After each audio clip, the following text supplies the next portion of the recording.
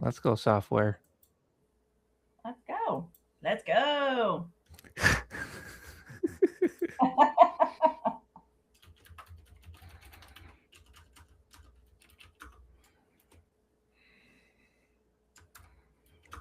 I got that book you recommended, by the way. Oh, did you? Mm-hmm. Has it come in yet? Yeah, I'm Yeah. gonna read it probably tomorrow.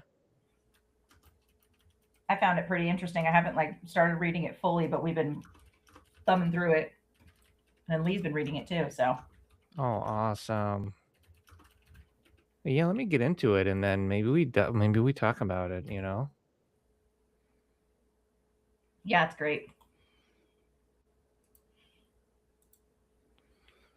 All right. All right, welcome to episode 304. I am with the absolutely positively radiant Christy Lee, my co-host today. Thank you for being with me. Yay! Oh, thanks for So, having me. It's always fun. how was your New Year's? It was good. Yeah, just low key, hung out with some friends, talked some movie shop, and Did you? ready to kind of dive into the new year. I had a nice little party, had some nice friends over, got to spend time with my mom and my brother's family, absolutely blessed. And then we watched the Stranger Things finale. I'm not sure, did you catch that? Mm-mm, not yet. Okay. I won't spoil it for you. Hmm. Uh, how do I say this? I'm glad the show is done. I enjoyed the show, but I feel like the final season wasn't my favorite. Oh, okay. Fair enough. Do you feel Yeah. like though that the ending was at least okay, there's an ending and you're okay with it?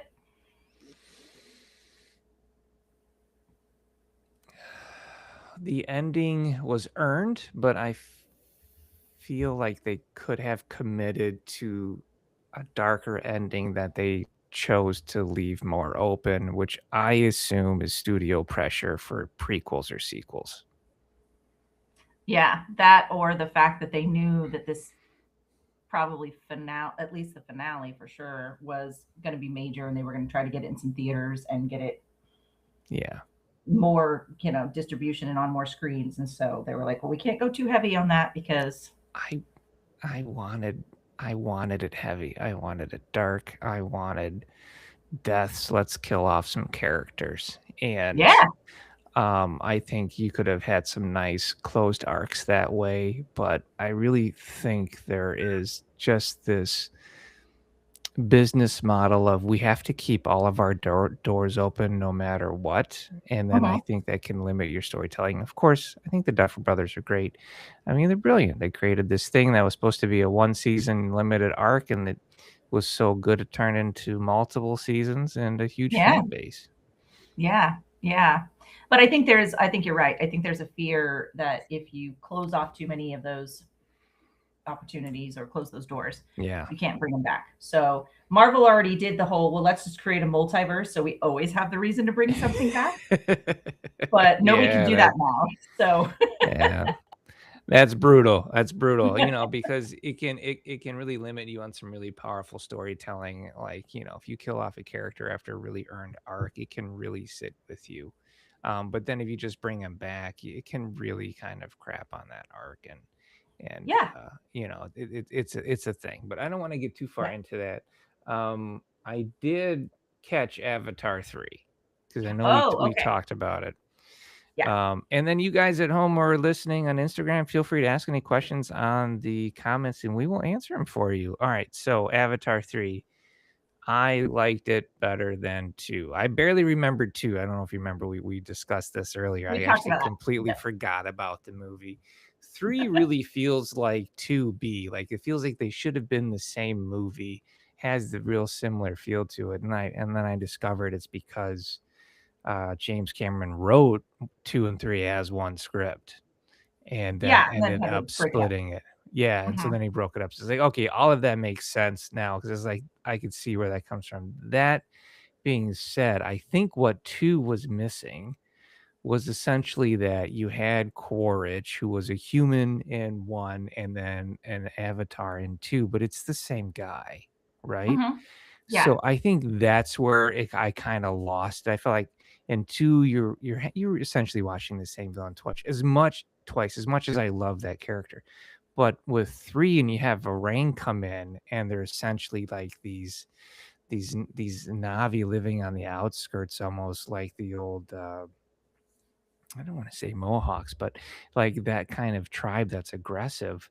um, that was interesting. That Yeah. showed a lot of difference between them and all of the Na'vi that we were used to. That really made the story pop on top of the dynamics performance by Una Chaplin.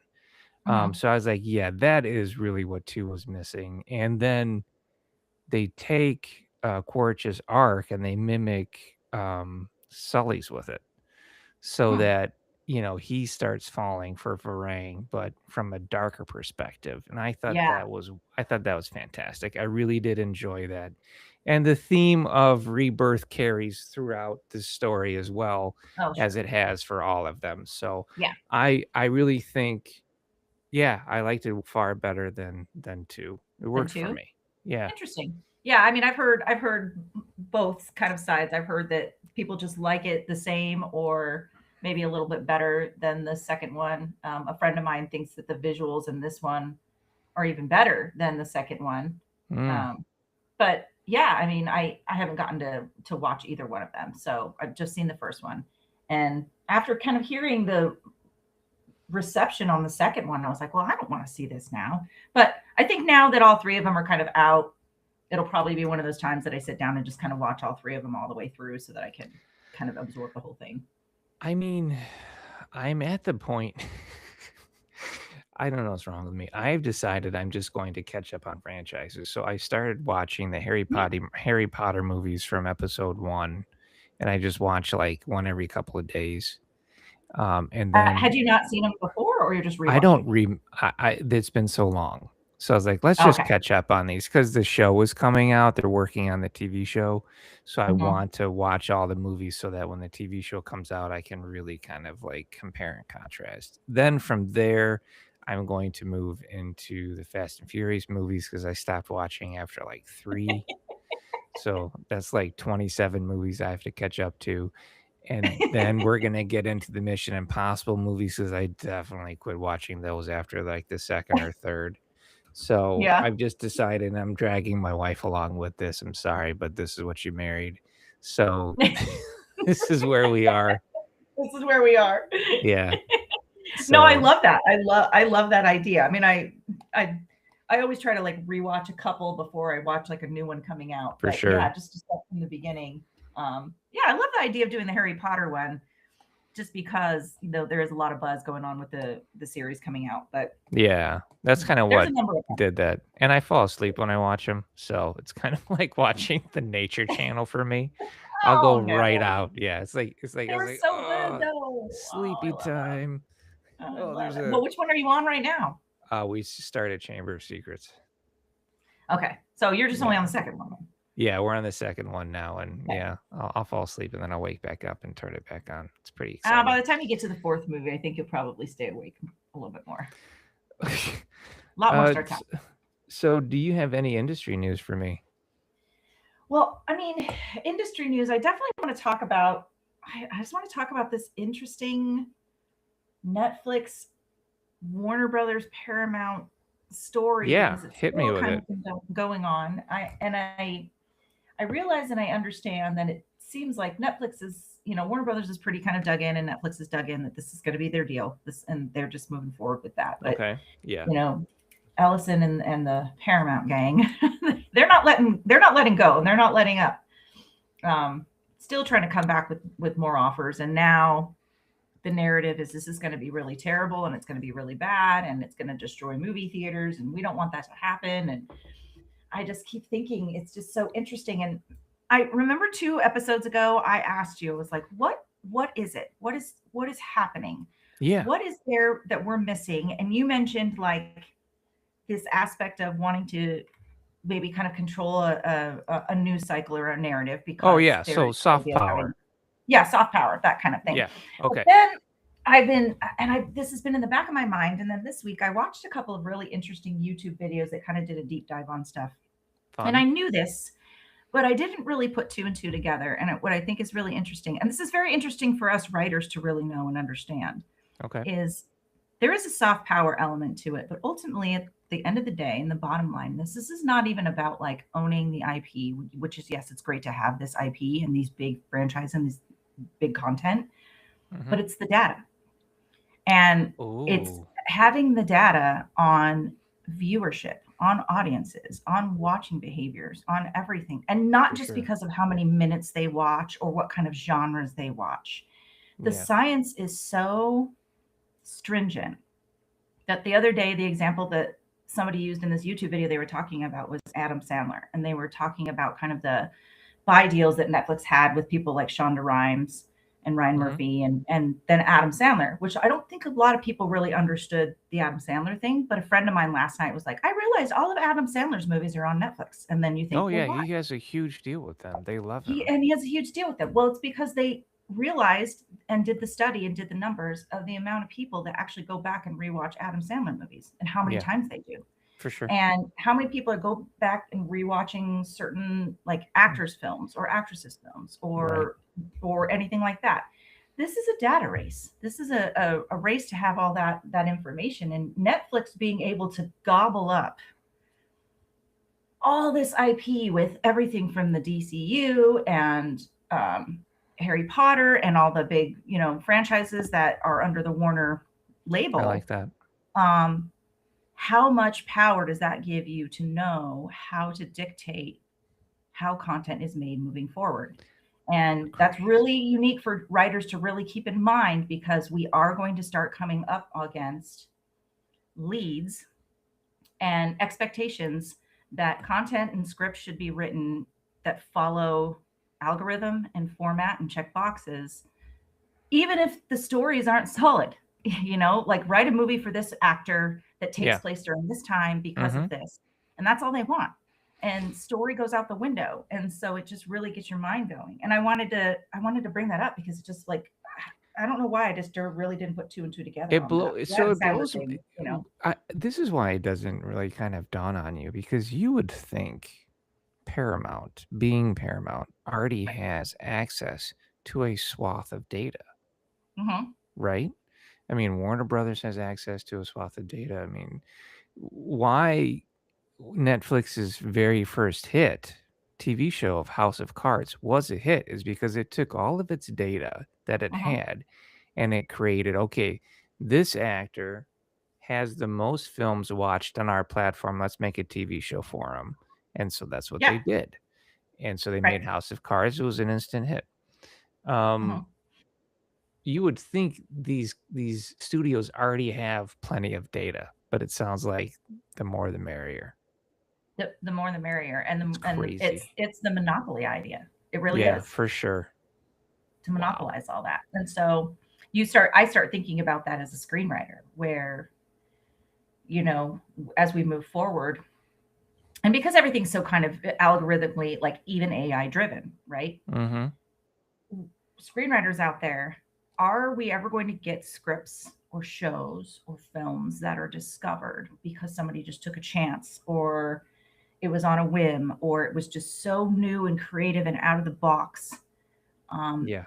those days are far, like going further and further away, because they're just going to make these decisions on how they greenlight everything based on these numbers and this data. So, are we going to ever see something like Everything Everywhere All at Once, or Oh, man. anything else? I think you will, but it's going to be the it's gonna be the indie low to mid-budget Yeah, films is where you're yeah. going to see it, but big studio films are going to be like baking a cake, Oh, right? for sure. Yeah. Whereas before they were baking the cake of reusing an IP and everybody having the exact same plot and using the exact same structure to the point where it's predictable, now they're throwing an algorithm to assist that recipe, right? Mhm. One thing I would say, um, one of the good things what I could say is that uh, features are on the rise for for demand. I remember a few years Mhm. ago, it was all about TV. Everybody Oh, yeah. pivoted to TV. Yep. So TV is kind of on the out, and features are coming back. Mhm. So if you're out there and you're writing feature films, I would say, yeah, keep hope alive and really start trying to find those indie producers, indie streamers, and that's where we can really make those inroads. But I mean, filming is down. So like in Yeah. Mhm. Hollywood itself, filming is down 20% last year Yeah. just in LA. Just in LA. So Well, I actually heard it was, like, more like 33%, yeah, almost over 30%. those are just the numbers I have. So I Yeah. have down 20, but it could be, down more based on who's sourcing those numbers but it's because that's all being exported to, outside of the country where things are cheaper. And that's Mhm. that's the business model. Yeah. Yeah. Um but thrillers are in demand, horror is in demand, as those have been for a long time, and those are always, budget wise, you can really work with that on the indie circuit. So I Oh, for think sure. if you've got stuff like that and you've got stuff that's original, I think you can still find something out there. But yeah, Yeah. Yeah. Yeah. Finding the genres that really do, stand the test of time, and horror being probably one of them. It's always going to be kind of what can I ask you something? Because you Yeah. do vertical, right? Yeah. Yeah. So I know your show is a vertical show and Mhm. it's like a drama. Is there horror verticals? Are there thriller verticals, or is it just mostly drama? So it's growing now.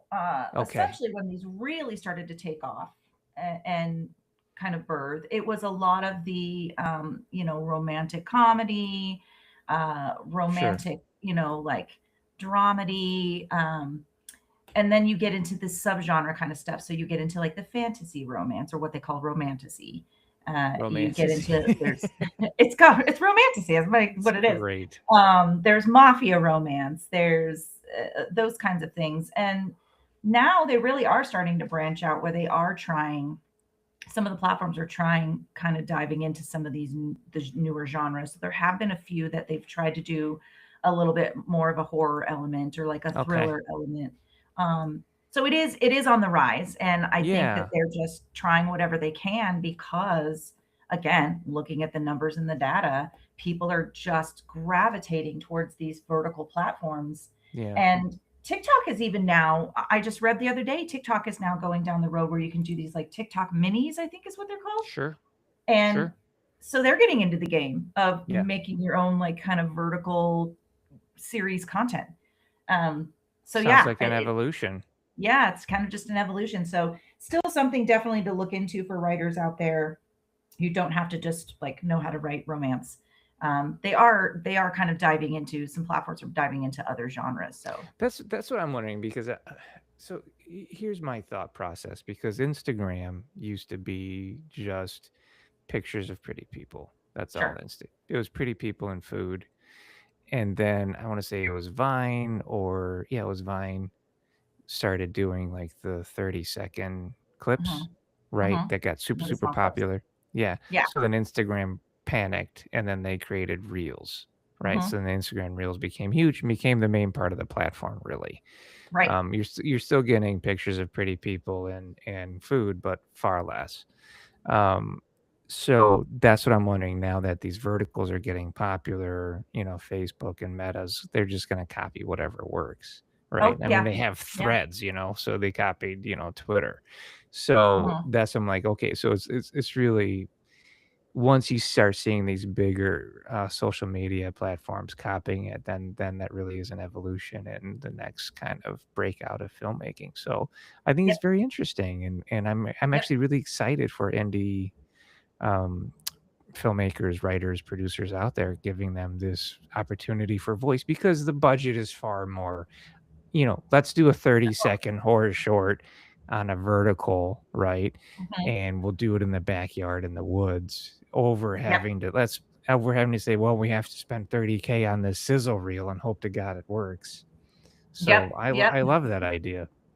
No, I do too. I think it's a great opportunity. I think even if you've got like a 15-minute short or a 20-minute short, um, and you think about how you can break it into the vertical format, where you're just basically making like 1 minute, 30-second kind of episodes of even Yeah. your 20-minute short, you've got a little vertical series. And so it's just something to kind of, yeah, it's an evolution, like you said. So now I want to make a vertical series because I already have a script that's perfect for it. Okay, so Oh, there you go. if only I knew a producer that Who I knows could how to talk do these to. verticals? And all right, so do you have any bad screenwriting advice for me? And then I want to get to questions from our listeners. um, yeah, I've been coming across like a few things that I just catch them in groups and stuff. And so I'm looking at my list because I was like, okay, I'm going to note down a few of these because they really kind of stick out in my mind. And one of them was talking about, again, the whole idea and the whole like rule, I guess, of the first 10 pages. Okay. And which I always love to talk about this. And I know you like to talk about this, but somebody was like, well, you really don't need anything to happen in the first 10 pages. Oh You my just God, my heart. Stop. you need I'm interesting things to dying. like build up heat or like create moments, but it doesn't necessarily need to be, something that's happening per se. And I was like, what does that even mean? It's nonsense. It's nonsense. Yes. That's wonderful bad screenwriting advice. Thank you. All right. Mhm. So the first 10 pages, which I would argue is now the first 3 pages.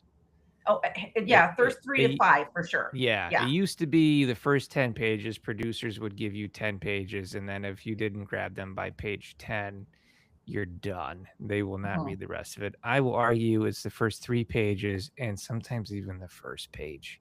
Mm. So what I do when I'm working a script like that and I really want to grab not just the producer, but I want to grab the reader. I want to grab the audience, be like, hey, this is what's coming. Get ready, sit down. I want you reading my script so bad that your bladder hurts because you don't want to get up to pee. Do you know what I Yeah, mean? Like, there I you go. want you. You're mine. You're mine. So I love it. so by the end of page 1, I make sure something grabs you before we Mhm. move to 2. I'll give you 2 for development. By the end of page 3, I wanna grab you again. Yeah. And then again with 4, I'll let that go, and by 5, I wanna grab you again. Yeah. And I do that all the way through. And so I know when I get to 10, we're hitting inciting incident or close to inciting incident territory where we should really be like cementing the story in so that whoever is reading it is in for the long haul. Yeah. So No, that's I my agree. trick. Yeah, Mhm. for sure. Yeah. Yeah. And it spawned off of a conversation about, we were talking about kind of the start of films, and somebody mentioned like that they like the idea of being kind of almost dropped into a world. And we were talking a little bit more about shorts, but it was she was saying no, but I love when you kind of just put me in the world and things start happening and we're going. Yeah. I don't need 15 minutes of exposition. I don't need 15 minutes of backstory. If you're solid and where you can kind of put me in that spot into the world and we go. And then that led to the conversation about, well, you don't really need, like, you still have to like build your world. You don't need all these things to happen in the first 10 pages. And I thought this would be fun to talk about with Jeffrey. Well, I like to look at that film that came out last year called Underwater. I thought it was great because it just takes off right from the get-go. Love So it. after like the end of page 1, essentially, this underwater rig is leaking and something is crashing into it, and you're like, "Oh my God, let's Yeah. go." And I Yeah. think that is something that this younger generation of writers that are coming up and doing, they naturally are drawn to writing that way, where they're writing Yeah. in a faster kind of pace. I don't know if it's because they are more of that, Instagram, TikTok generation, so they're used to faster content. Yeah. It's But instant gratification. Yeah. yeah, so I think that actually is kind of cool. It makes their storytelling quicker. Um, I think this bad screenwriting advice you got is someone trying to defend slow burn, but the difference between a slow burn and a boring opening or a slow opening is interest, Hmm. right? So what are we creating that is drawing them in? What mysteries are we including that we're burrowing into our reader's mind, making them think, well, what the hell does this mean? I want to know. And how are we enticing them to keep reading the script? You can do all of that by building these questions and these mysteries and these hooks to keep the reader in it, and then work that slow burn towards something that picks up pace. But if it's just slow because it's slow and boring and we're having conversations, that's not a slow burn. That's a Uh-uh. boring script. It's just boring. Yeah. Yeah. You're just spending too much time with your characters just kind of talking about what's happening, Yeah. and nothing's really happening. We're all talking about our feelings, but we're not talking about the depth behind all of that, which I think Yeah. is the big issue. Yeah, All for right, sure. For let's sure. I mean, the big trick right there is just sewing in the mystery of whatever the flaw is, or the damage that was caused to the character, that we can slowly reveal through, certain scenes, and how it Hmm. affects the character when they are desiring, I want this, I need this, and then they get hit with that conflict of whatever their mystery is, that inner flaw is, and how it's reflected that way. That's interesting. Yeah. So, It's always the character wanting something. If you can already start by explaining or showing that the character has a goal, a motivation, they're yeah. going after something, even if you don't know what it is right away, you're already still building that intrigue before anything else. Okay, so well, we already weighed in on this. Someone was asking, Mary Beth was asking about vertical films, and we actually covered Oh, that. Kind of funny. Um, good question. yeah, and they were asking if this algorithm is affecting verticals yet. And I mean, Mhm. you're in this industry, so do you think the algorithm is affecting verticals at all right now? Yeah, absolutely, hands down. Okay. It's everything to do with what people who are online readers are reading, what Mm, people online are watching in short form content. Um, but truly, really, I mean, I do kind of credit TikTok essentially from really starting this, because it really kind of started on TikTok with these mm, book reviewers and these TikTok people who were doing these little like book trailers for romantasy novels and those kinds of things. And then that just starts to pick, the algorithm just picks up on all that. But now, yeah, because it's just so massive, mm. these verticals are doing their own preview clips, and they're putting out their own little trailers, and they're putting out their own little highlight reels. And that just boosts the algorithm, because you'll catch yourself just stopping and watching them. I mean, I've had so many people tell me, they're like, oh, you're talking about the thing on Instagram Reels where I just stop and I just start watching it. Well, it's like, all right, you've Oh, just that's kind of awesome. bought into the algorithm, and they're like, nothing really happens, but like it's just intriguing because it's so dramatic. And yeah, it will still, it'll grow the vertical industry tremendously with how creative they are about how they're marketing and how they're putting out preview content for That's anything. amazing. That's amazing. All right. Do you want to do this next week? Yeah, let's do it next week. Happy New Year, All right, everybody. guys. Yeah, happy New Year. All right. And all right, we'll catch everybody next week.